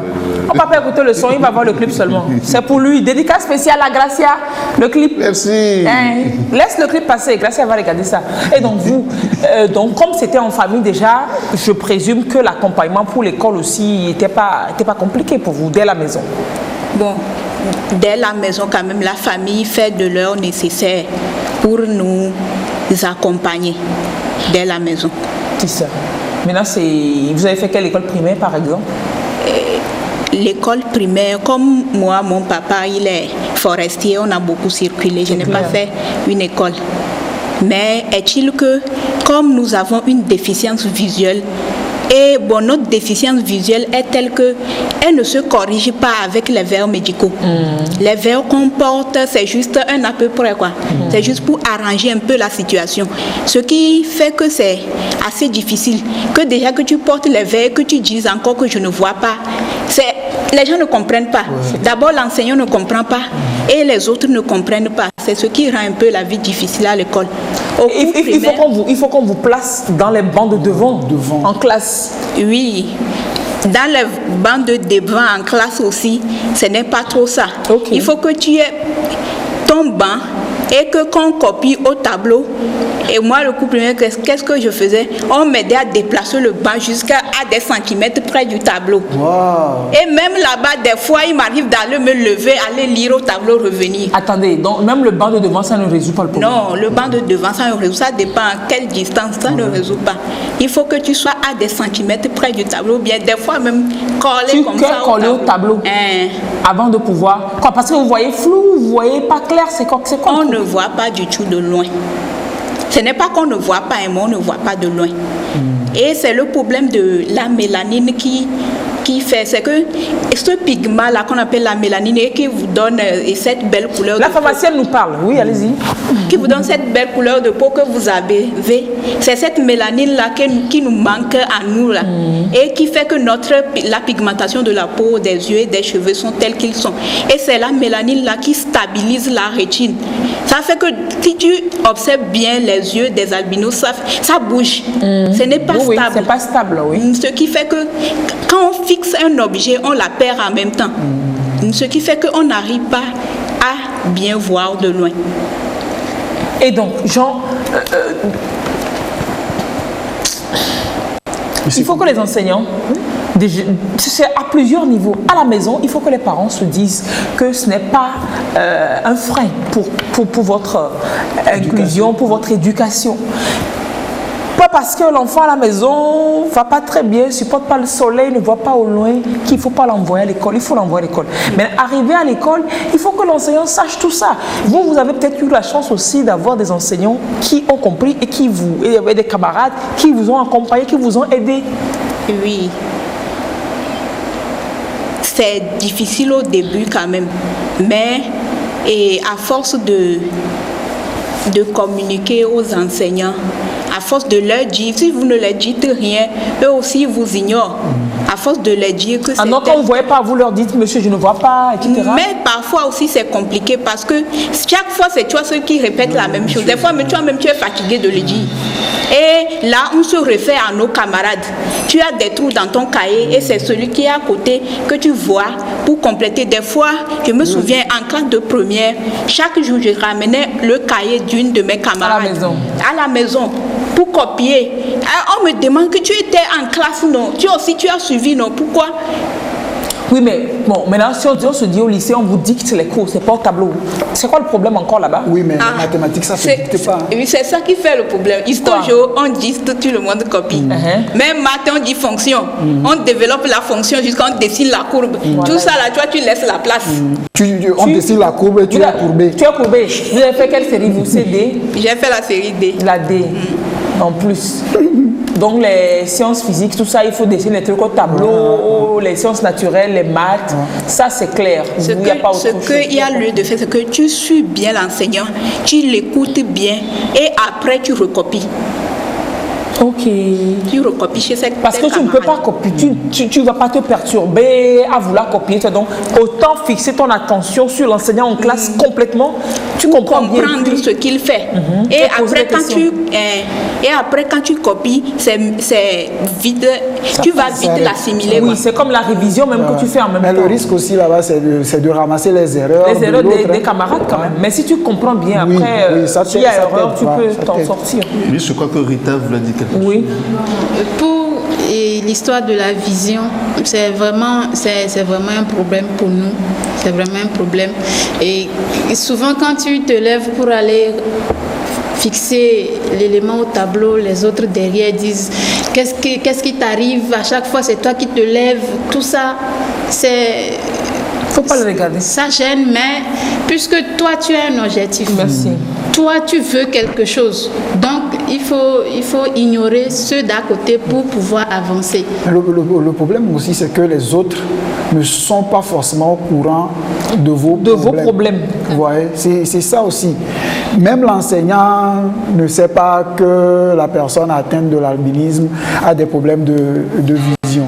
Vous voyez, c'est peut-être ici un enseignant qui n'a pas une personne atteinte d'albinisme dans sa famille, qui n'en a pas croisé dans sa carrière. Et c'est la première fois qu'il en rencontre et qu'il ne sait pas. Lui ne saura pas si on ne lui dit pas. Donc le travail aussi à faire, c'est peut-être aussi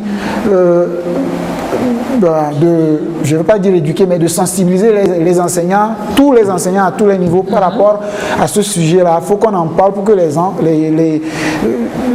aient les informations. C'est l'absence de l'information qui cause tout ce problème-là. Peut-être que vos camarades se diront, oh, elle fait son truc là, son petit show, la petite fille gâtée, sans pour autant savoir en réalité que vous avez un réel problème. Là, c'est au niveau, c'est aussi à la NAT, à votre association, de faire ces démarches-là, de sensibiliser, d'approcher le système éducatif comme ça. Oui, à la NAT, nous avons des séances de sensibilisation dans les écoles et nous faisons des plaidoyers à l'endroit des autorités en charge de l'éducation pour qu'ils puissent prêter un petit temps pour nous écouter et qu'ils soient réceptifs à notre handicap. À vos doléances, et puis bien sûr, oui, qui partagent votre peine. Qui partagent nos besoins, les doléances que nous leur transmettons. Et nous passons aussi dans les écoles où nos frères sont scolarisés. On essaie de discuter avec les fondateurs d'écoles, les enseignants, pour qu'ils puissent comprendre le fait que l'albinisme, notre vision est liée au fait que la peau n'est pas pigmentée. Donc, il faudra placer l'élève atteint d'albinisme devant. Le plus proche du tableau. Et puis sensibiliser les camarades à supporter qu'ils revenez dessus, à supporter que l'élève se lève, aille voir le tableau. Voilà. Parce que l'élève ne veut pas son pharo. L'élève veut simplement suivre comme vous suivez. Oui. Maintenant, il y a quand même des lunettes qui sont adaptées à votre handicap. Non, mais elle vient de dire que c'est juste pour gérer. C'est juste pour gérer. Par exemple, le mien, mes verres sont... c'est pour des myopes. Mais ça ne me permet pas de voir aussi loin que celui qui a la peau teintée et qui est myope. Et qui porte les mêmes verres. Je voudrais savoir. Il n'y a pas de lunettes spécialisées pour ailleurs, en Occident, il n'y a pas de lunettes spécialisées pour les albinos. Non, ce sont les verres solaires que nous portons souvent. Non, il n'y a pas encore de verres développés. Il n'y a pas de lunettes spécialisées qui répondent à vos besoins. Ça n'existe pas. Ça n'existe pas. Nous, on a créé WhatsApp et puis on vérifie. Que l'on comprenne qu'il n'y a pas ce genre de lunettes spécialisées. Il n'y a pas encore la solution. Il n'y a pas encore la solution. Et la solution, c'est quoi? C'est la tolérance. Oui, c'est clair. La tolérance. Et disons, c'est ça, la tolérance, c'est tout. La tolérance. Mais il faut d'abord avoir l'information parce que il faut l'avouer, moi pendant longtemps, j'ai jamais su que les personnes atteintes d'albinisme ont des problèmes de vue et tout ça. C'est la première fois qu'on devait recevoir une association comme ça ici dans cette émission avec un docteur.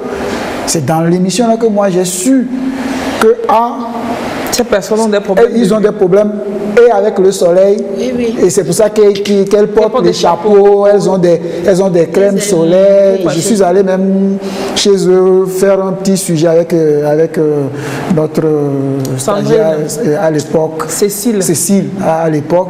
C'est là que moi j'ai su qu'elles ont besoin de pommade. Moi je les voyais, pour moi c'était des personnes normales. Et moi je les enviais même parce que je les prenais pour... Oui, il y a quelqu'un qui me dit ici, je les appelle les blanches d'Afrique. Qu'elles sont très jolies, courage à vous, mes blanches d'Afrique, je vous aime beaucoup. C'est des messages qui viennent comme ça pour vous. Oui, c'est comme il dit, quand on n'a pas l'information, on vous stigmatise, on vous traite pas bien. Et puis voilà, des fois, c'est pas consciemment, on le fait pas pour vous faire mal, mais c'est juste par manque d'information, par ignorance. Nous, on est très ignorants. Et puis vous, ça vous indispose. Et puis vous, ça ne vous aide pas à avancer. Oui. Pour passer le message comme ça aux camarades à l'école, parce que comme les infos déclarées la semaine dernière, on s'est moqué d'une fille qui allait se suicider. Les brimades à l'école là, ça peut faire sortir un enfant le bureau du système éducatif. Se moquer de l'enfant, poulet, ou sortir des noms, vous en rencontrez. Il y a des sobriquets qu'on nous attribue. Il y a des souvent quand tu l'entends, c'est que tu te sens diminué. C'est clair. Tu te sens diminué et c'est pas digérable. C'est clair. On ne peut pas digérer. C'est clair. Vous en avez eu l'expérience comme ça, des camarades aussi? Bon, des camarades à l'école. Et souvent, moi, le problème que j'ai eu avec les camarades à l'école, ce n'est pas des propos stigmatisants comme ça. Les propos stigmatisants, c'est dans la rue. Où tu vois une grande personne comme ça te dépasse au le porno-fia. Donc, cette personne, elle sait. Elle sait que vous avez des problèmes de c'est moche. Que qu'on le porno-fia. D'autres, sont les propos, ça c'est dans la rue. Mais à l'école, les petits problèmes que j'ai eu avec les camarades et au niveau du lycée notamment, parce que quand j'étais arrivée au lycée, il s'est fait qu'on s'est déplacé un peu au nord avec mes parents. C'est que pour intégrer le groupe de travailler, c'est que les gens personne ne veut. Si celle-ci aussi va faire partie du groupe, c'est que moi je ne veux pas faire partie de ce groupe. Mais ça s'est vite résolu. Parce que oui, vraiment, quand on a commencé les devoirs, les interrogations, c'est eux-mêmes qui viennent dire, mais explique-moi ceci. C'est ça. C'est dans ma maison même qu'on avait fait le groupe de travail. C'est ça. Tu entends, non? C'est ce que je te dis depuis ce matin. Le travail à payer. Il ne faut pas parler beaucoup. Melka, la réalisatrice, c'est ce que je lui dis depuis ce matin. Elle me snob. Je lui dis, c'est seulement demain, je vais devenir star. Elle va courir derrière moi. Tu vois, non? Les mots ont parlé, les gens ont couru derrière. C'est vrai. Il faut laisser, c'est-à-dire qu'il faut travailler, laisser votre succès faire du bruit derrière vous. Il faut travailler, vous ne faites pas du bruit. Travaillez seulement, le succès même va se charger du bruit derrière. Ils sont venus, non? Les nôtres sont tombés. Voilà. Donc, le premier message qu'on doit comprendre, c'est que ceux-là qui ont des personnes atteintes d'albinisme à la maison, et surtout qui sont des filles, donnez-leur cette chance-là d'aller à l'école. Et déjà à la maison, ne les stigmatisez pas. Ne les traitez pas de. Accompagnez-les simplement. Ne les traitez pas de Agbeliti, mais Yovo. Il y a des machin. Non, qu'il faudrait plus, quoi. Un enfant, c'est un enfant. Ça diminue. La personne perd l'estime d'elle-même, la confiance en elle. Exactement. Et puis, attention. Par exemple, on ne doit pas envoyer une personne atteinte d'albinisme quand le soleil est au zénith. Voilà. Ça, c'est clair. Aider cette personne à se protéger d'abord avant de sortir. Avant de sortir, lunettes de soleil, chapeau. La maman porter quelque chose qui puisse couvrir. C'est-à-dire, quelqu'un qui demande, va acheter un truc dehors, et la personne dit, j'arrive parce que je veux me protéger. L'on ne comprend pas vite. On t'envoie et tu es là à traîner. Depuis que tu devais partir, on ne comprend pas que l'enfant veut se protéger. L'enfant, parce que l'enfant est dans une situation donnée. Et quand vous demandez à quelques-uns, ils vous disent finalement ça nous fatigue et puis bon, on laisse le soleil nous détruire, quoi, c'est mieux, quoi. Oui, et puis avec le soleil qui nous détruit, nous avons des cas de cancer. Oui. Il y a des plaies partout. Tout ça, c'est dû au rayon soleil qui est trop fort pour la peau, puisque c'est pas pigmenté. Et voilà. Donc, il faudrait nous aider à mieux vivre. Parce que si nos parents ne nous aident pas à vivre longtemps, nous ne pouvons pas vivre longtemps. Peut-être que je suis une ressource humaine qui va être gâchée pour la République. Oui.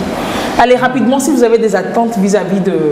On va y aller crescendo, on va aller voilà, parents, gouvernement, les personnes atteintes d'albinisme elles-mêmes, des bonnes volontés, et puis peut-être aussi des médias, je ne sais pas. Quel sont le message particulier que vous voulez passer à chaque acteur? Madame la vice-présidente d'abord de l'association. Oui, pour le gouvernement, nous aimerions qu'ils adoptent des mesures d'accompagnement pour favoriser une éducation inclusive pour les personnes atteintes d'albinisme, et pourquoi pas adopter un programme pour l'inclusion des personnes atteintes d'albinisme. Aujourd'hui, je me dis que si l'éducation inclusive dont on parle, forcément, toutes les couches sont prises en compte. Les personnes en situation de handicap moteur, ce qui fait qu'on fait les rampas à l'école, les personnes atteintes de surdité, les personnes non-voyantes, toutes les personnes, toutes les couches, je pense, sont prises en compte dans le programme d'éducation inclusive. Mais pour les personnes atteintes d'albinisme, c'est pas encore. Oui, nous ne sentons pas encore cette inclusion. Il faut poursuivre les lobbies, il faut poursuivre les lobbies. Parce que beaucoup ne pensent pas que c'est un problème. Oui, un problème. Ils ne savent pas que vous avez un problème. C'est à l'association de faire le lobby. C'est juste un problème de peau. C'est juste la mélanine qui n'existe pas. Alors que ce n'est pas ça. Ça a une incidence complètement sur toute la vie. C'est ça. Allez, pour les parents, on va dire quoi? Rita, Ignana? Pour les parents, je leur demande de faire un suivi de leurs enfants atteints d'albinisme qui sont scolarisés. Il faut aller voir les enseignants, les maîtres, pour leur expliquer le problème. Et les conditions dans lesquelles on doit mettre votre enfant pour qu'il puisse travailler là. Expliquer ça aux professeurs, aux maîtres. Et ça ne pas s'arrêter là. Quand l'enfant revient à la maison, sur son cahier, est-ce qu'il note? Est-ce qu'il copie? Demande à l'enfant. Et parce que tu peux donner les instructions, tu pars, on ne fait rien. Après, il faut retourner, vérifier, être en contact permanent avec la direction de l'école de ton enfant pour le suivi de l'enfant. Et vous allez voir que ce sont des enfants très intelligents. Ils vont travailler, ils vont briller même. Et encourager les enfants par des mots, les encourager quoi, leur montrer plus d'amour. Oui, et ça beaucoup de positivité. Ma belle, ma choupi, ma belle, bref, etc. Tu es très intelligent, tu sais, tu peux le faire. Tu peux, genre, c'est des mots qui poussent. Les grands en ont besoin. Plus encore les enfants. Pour les médias et les bonnes volontés globalement. Pour les médias, c'est de nous appuyer dans la sensibilisation. En tout cas, le Bala fait sa part. Si les médias, et peut-être à chaque émission, disent soutenez l'association des albinos, venez en aide à chaque fois. Les messages que nous voulons véhiculer, si ça peut passer sur les médias, ça serait un atout. Ne vous en faites pas. Je vais remplacer la priorité au sens giratoire par la priorité accordée aux personnes atteintes d'albinisme. Oui. Vous savez, l'association peut peut-être faire une capsule, des messages comme ça, passer sur des thématiques particulières. Nous, on va vous offrir la diffusion. Peut-être des petites capsules de 30 secondes, etc., mais qui passent des messages particuliers. Nous, ça ne coûte rien, on a l'espace, on peut vous aider à communiquer dessus. Parce qu'on fait tant qu'on peut, hein, on reçoit souvent, etc. Quand vous nous sollicitez, on est prompt à vous répondre. Et puis, demandez à tout un chacun dans la rue, quand vous les voyez, oh, ah bah oui, vraiment quoi. Gentil. Tu n'as pas besoin de dire, Agboleti Meovo? Non. Tu n'as pas besoin de dire, Olekon Vivien? Non. Oui, je sais pas. Ce sont ces genres de mots qui, peut-être, souvent, moi, ça ne me dit rien, mais quand c'est trop répétitif. C'est un enfant. Oui, ça te sort de toi. Un enfant, non, là. Un enfant qui était ici, là. Vous avez il faut chauffer les gens. Quand quelqu'un te dit ça, puis il faut chauffer la personne. Moi, si c'est les enfants, ça ne me dit rien, mais c'est pour les personnes adultes qui m'énervent. Non, moi je dis, si on dit ça à des albinos enfants, qui sont en. Voilà quoi, ça les brise. Oui. Pour nous, les grands, on peut toujours gérer. Tu te dis, quand quelqu'un te dit, tu dis, bon, c'est normal, tu es con, tu es bête. Excusez-moi, on ne dit pas de gros mots. Donc tu comprends que l'autre qui te dit ça, c'est parce que l'autre est très déséquilibré qui te dit ça. Oui. Mais quand c'est un enfant à qui on dit ça, l'enfant accuse le coup. Hein. Donc il faut sensibiliser les gens à ne pas dire des mots pareils. Ce sont ces genres de mots qui font qu'il y a certains de nos frères, sœurs qui sont toujours cachés. Je ne peux pas sortir parce que quand je vais sortir, on va encore me lancer un mot que je ne pourrais pas digérer. Bon, à quoi ça sert de sortir? C'est que ça enlève l'épanouissement, quoi. Ils sont plus épanouis. Alors que voici, elle est pharmacienne en immobilier et elle est assistante de direction, elle a fait le marketing. Si elle n'avait pas de l'accompagnement, du support pour avancer, elle ne serait pas où elles sont aujourd'hui. Mes chéris, vraiment, merci d'avoir été là. Nous espérons que le message est passé dans des oreilles fertiles. Et on va réfléchir en interne pour voir comment on accompagne. Et un dernier message pour les personnes atteintes d'albinisme elles-mêmes. Je leur demande d'être très courageux. Il faut du courage pour étudier. Le courage, la détermination. Même quand on n'est pas albinos, là, c'est compliqué d'étudier. Donc, ce n'est pas facile, rien n'est facile. Oui. Ce qui fait que le double travail que la personne atteinte d'albinisme va faire, si tu ne sais pas faire, tu vas abandonner. Donc, de ne pas abandonner. Nous évoluons vers un monde où, grâce à notre association, les solutions vont venir peu à peu. Donc, s'ils abandonnent maintenant, là, ils vont le regretter plus tard. C'est clair. Donc, n'abandonnez pas surtout. Et soyez déterminés, luttez. Et jamais. Et il faut savoir que, bon, moi, je me dis... Angélique qui dit on ne sait jamais. Des fois, il y a quelque chose que je me dis, même moi-même, pour m'encourager. Je me dis que je ne suis pas une erreur de la création. Même pas. C'est que, et Dieu sait que le Créateur sait que c'est comme ça que je serai avant d'accomplir la mission pour laquelle je suis destinée sur terre. Tape là. C'est pourquoi elle m'a fait comme ça. Tape là. Qu'il inculque ça, quoi. Pour que ça devienne une conviction en eux que c'est comme ça le bon Dieu savent qu'ils seront avant que leur dessein s'accomplisse. C'est pourquoi mon père a dit que je suis bon pour lui. Et je suis bon pour beaucoup de personnes. C'est ça. Enyona Makako, responsable cellule féminine de l'Association nationale des albinos du Togo. Rita Bokovi, vice-présidente de la NAT. Quelqu'un nous dit, vous parlez trop là, est-ce qu'elle veut m'épouser? Mais vraiment, vous êtes grave, quoi. Que vous parlez trop là, moi, si elle peut accepter se marier avec moi, c'est une question. Mais là, elle s'en veut. Et puis moi, je suis de c'est laquelle tu prends de toi. Il faut répondre à la question. Ça derrière. Vous n'avez pas de problème de mélanine, donc vous êtes exclu. Je peux créer ça tout de suite. patapata.com patapata.tg. Allez, merci mesdames d'être passées. C'est un grand plaisir d'avoir partagé avec vous. Quand vous sentirez le besoin de parler, de communiquer, vous savez, on est là pour vous. On sert la même chose. On est avec vous, on est ensemble. Together. Très belle journée à vous. Merci beaucoup. Et merci aussi à vous qui nous avez reçus. Merci à tous nos partenaires techniques. Merci à la Fondation Pierre Fabre qui nous soutient dans notre projet de santé pour la prévention et le traitement des lésions précancéreuses et cancéreuses des personnes atteintes d'albinisme. Merci à la Sotoderm, merci à l'équipe de chirurgiens maxillo-facial du CHUFO. Docteur Adam, je vous remercie. Professeur Saka, merci beaucoup. Ouais, non. Si vous voulez qu'on vous cite aussi, accompagnez-les. Voilà, faut faire. Si vous voulez des informations de ces dames, vous touchez le numéro de Lbala et nous saurons vous orienter vers l'association des amis. Même pour ceux qui veulent se marier là, regardez-moi. Venez, on va gérer ça. Allez, tout de suite, une autre thématique qui nous tient à cœur, c'est la sécurité routière aussi. Lbala est très engagé, l'émission citoyenne. Je dirais même plus, l'émission citoyenne du Togo.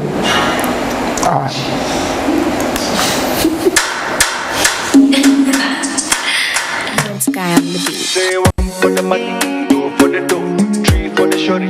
Now I don't blow. One for the money, two for the dough, three for the shorty. Now I don't blow. One for the money, two for the dough, three for the shorty. Now I don't blow. One for the money, two for the dough, three for the shorty. Now I don't blow. She told my love down low. She talks out the coco. She want know the coco. Yeah. But I want to give you some love. She talks out the coco. She still want to know the coco. Yeah. If money no day, now wait till she get no. She tell me say she got run away. She got run very far away. Yeah. As the rubber don't day, the baby come the mail. See the baby don't come again. You don't forget back in the days. I've been the beg you to try. Reason with me. If If I don't get today, I go get them tomorrow. I be you one make a die. It no easy for me. If I don't get today, I go get them tomorrow. Say one for the money, two for the dough, three for the shorty. Now I don't blow. One for the money. Je dis, ça me donne des envies ce samedi quoi. Bon. De toute façon, juste après l'émission, on ira danser. Juste après l'émission, nous irons à Togoville. Toute l'équipe de Bala, on met le cap. Et moi, je suis là, voilà. Oui, Togoville. On va aller faire la fête à Togoville. Quelqu'un a un journal de 20h le soir quand même. J'ai mon maillot en bas. C'est chaud. Mais moi, je ne pourrais pas faire la fête. Mais reconnaissons que les Africains, on se débrouille, on crée quand même. L'afrobeat évolue. L'afrobeat de Fela, à ce jour, c'est carrément une bonne évolution. Propre évolution. Sans nos rythmes, nos instruments. Tu vois pas, les Yovo viennent faire fit avec nous. Rihanna, Beyoncé, tout ça, ils courent derrière. Chapeau aux Africains. Et c'est cette même évolution que nous souhaitons sur nos routes. Oui. Et cette évolution, elle a commencé aussi sur nos routes du Togo. Merci pour la transition. Et merci pour la transition. Quand je préparais l'émission, là, je me suis posé la question. Les endroits les plus fréquentés au Togo, c'est les urgences de la petite chirurgie. Ça fait partie des endroits les plus fréquentés au Togo parce qu'il y a toujours des accidents, excusez-moi le thème, bêtes, qui amènent et les victimes et leurs familles. Tout le monde s'attroupe là-bas et vous vous demandez qu'est-ce qui se passe. On est tombé. Ce qui se passe, c'est qu'on ignore le code, on ne sait pas comment conduire. Et aujourd'hui, on va voir un peu comment les motocyclistes doivent-ils conduire sur nos routes. Emplacement des motos sur la chaussée. Moto là, où est-ce qu'il faut rouler sur la route? Bonjour, monsieur Sofiane Tchologekman. Bonjour. Moniteur d'auto-école. Moto là, ça va rouler où sur la route? Ça doit rouler. Bon, ben excusez un peu, je suis un peu à la fière. Je suis un peu les motos vont rouler où sur la route? Ils ont leur partout, place. Ils font zigzag comme ça? Non, ils ont leur place. C'est où? C'est dans les bandes cyclables, généralement à l'extrémité des chaussées qui doivent rouler. À l'extrémité droite? Oui. Vous êtes sûr? Je suis sûr. Non. C'est leur emplacement. Non. Daniel, non. Mais la moto est devant toi comme ça, tu veux passer, même tu ne peux pas ici. Et puis ça va comme ça. Ouais, ça c'est ce qu'on appelle le slalom. Il y a Action AVR qui a tracé sur cette... On a décidé des motos. On a décidé moto. Les gens pensaient que c'est la décoration. Nous allons essayer de dire que la sécurité routière, c'est que quand vous prenez votre engin, vous sortez de votre maison pour aller à votre service, chacun recherche une sécurité, c'est-à-dire sortir bien et rentrer en bonne santé. Bon, normalement, lorsque nous prenons les différentes parties d'une route, la route est composée des voies, de multiples voies, si c'est des chaussées à sens unique. On a vu les voies les plus extrêmes à droite sont réservées pour la circulation des engins à deux roues, surtout les cyclomoteurs et les cyclistes. C'est-à-dire, si on dit à droite là, disons que c'est proche du trottoir ou de l'accotement. Tout à fait, tout à fait. Et il faut que ça soit clair, quoi. Les motocyclistes qui nous suivent, pas seulement les hommes, les motocyclistes, c'est à droite, proche du trottoir ou de l'accotement. Tout à fait. Quelle est la distance qui peut séparer le trottoir de l'endroit où un motocycliste doit... Ça dépend de l'aménagement qui a été fait pour leur préserver les... Bon, je donne un exemple. Parce qu'il n'y a pas... On dit c'est une voie, mais elle n'est pas de la même largeur normale que des voies réservées pour les automobiles. Bon, entre-temps, vous allez voir, même actuellement, il y en a au niveau des pavés des Bota là. Oui. Vous avez vu qu'il y a des couloirs qu'ils avaient préservés. Il y avait eu des couloirs qui ne sont plus praticables. Voilà, c'est plus praticable aujourd'hui. C'était l'idée de canaliser les engins à deux roues dans ce couloir-là, que nous appelons généralement piste cyclable, parce que ce n'est pas rattaché. Donc, qui devait rouler là-bas, en aller de ce côté et retour de l'autre côté. Mais on a vu que l'expérience n'a pas porté les fruits. Ça n'a pas marché. Les gens ont vite mis des étalages dessus. La largeur de la voie ne permettait pas aux gens de se dépasser, d'autres qui s'arrêtaient pour prendre des passagers, d'autres qui continuaient leur... Et puis ça a créé des accrochages. Finalement, les gens ont refusé d'aller rester là-bas, mais ils sont obligés maintenant de revenir dans la voie normale de... Ce qui voudrait dire qu'il suffisait juste qu'on étudie les anomalies de cette voie dont vous parlez et qu'on élargisse un peu les pistes cyclables. Oui. Et puis c'est fini. Bon, c'est comme je suis en train de dire. Actuellement, le gouvernement a pris en lui la charge de former, de sensibiliser. Je crois que la solution elle-même viendrait de là. C'est-à-dire du fait que même si les routes ne sont pas à la largeur normale pour avoir des pistes cyclables, dès qu'on va sensibiliser les usagers des motocyclistes et des cyclistes, lorsqu'on va les sensibiliser, je crois qu'ils auront l'idée réelle de comment il faut se comporter sur les chaussées. Puisque vous allez voir, vous êtes en voiture en train d'aller, ils vous dépassent à gauche, qu'est-ce qu'ils font? Ils se rabattent automatiquement à leur droite. Ils savent que leur place est à droite là-bas. Mais l'insuffisance, parfois les taxis aussi s'arrêtent. Il y a un peu de tout qui ne marche pas. L'arrêt des taxis, là, ça, je me cesserai de dire. C'est des arrêts brusques qui posent des brutales. Voilà. Donc, ce qui voudrait dire que oui, les motocyclistes doivent rouler à leur droite. Tout à fait. En ligne. Oui, en se suivant d'une manière. C'est en se suivant là qu'on n'aime pas. Oui, mais il faut que je dépasse l'autre, donc il faut que je sois devant. Oui, quand vous voulez faire un dépassement, dépassez rapidement et retournez sur la ligne. Ils n'aiment pas ça. C'est eux qui doivent être devant, et donc devant ou rien, devant ou devant. Et puis même pour dépasser, on n'a pas besoin de dépasser entre deux voitures, une moto, faire zigzag avant. Non. Et puis des fois ça file comme ça, et puis le feu rouge, ça s'arrête, si ça s'arrête ça.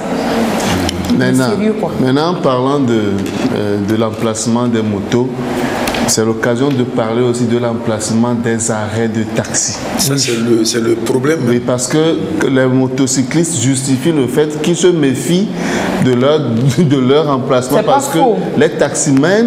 Ils s'arrêtent avant de clignoter. Oui, ils s'arrêtent avant de clignoter. Parce qu'il a trouvé un client. Mais même les motocyclistes le font, même les M le font.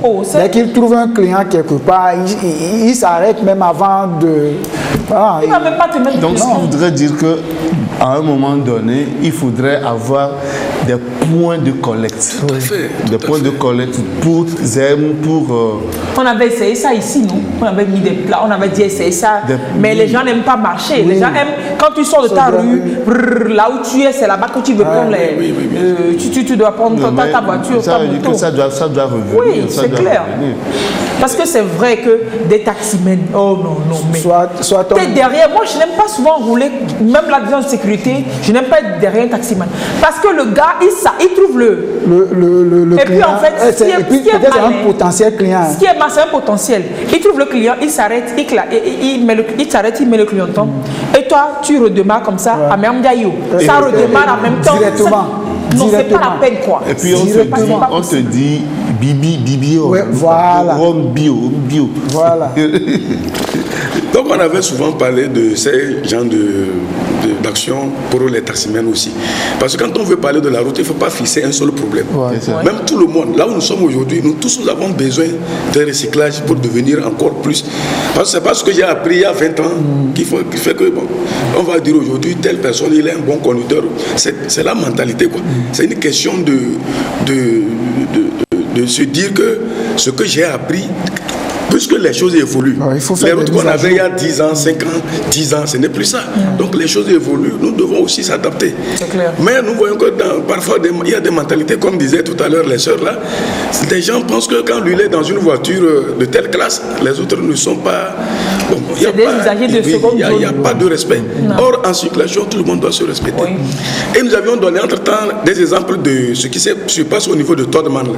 Vous voyez, pour éviter les arrêts intempestifs des taximens, Todman, ce qu'on a fait, la sortie là, qu'on a fait au niveau de Todman, ça permet d'avoir une idée dans chaque quartier comme ça.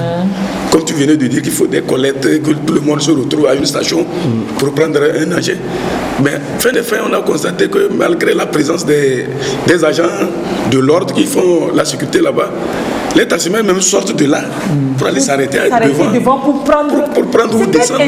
Oui, donc tout le monde est concerné par cette sécurité routière. Donc on ne cessera jamais de le dire dans cette émission. Bon, c'est pas, on est en train de rappeler simplement ce qu'on sait déjà et qu'on ne respecte jamais. Ce qu'on sait déjà et qu'on ne respecte jamais. Aujourd'hui, on s'attarde sur les motocyclistes avec le permis de conduire A et autres qui sera bientôt en vigueur. Et les motocyclistes doivent au moins savoir l'emplacement où ils doivent savoir.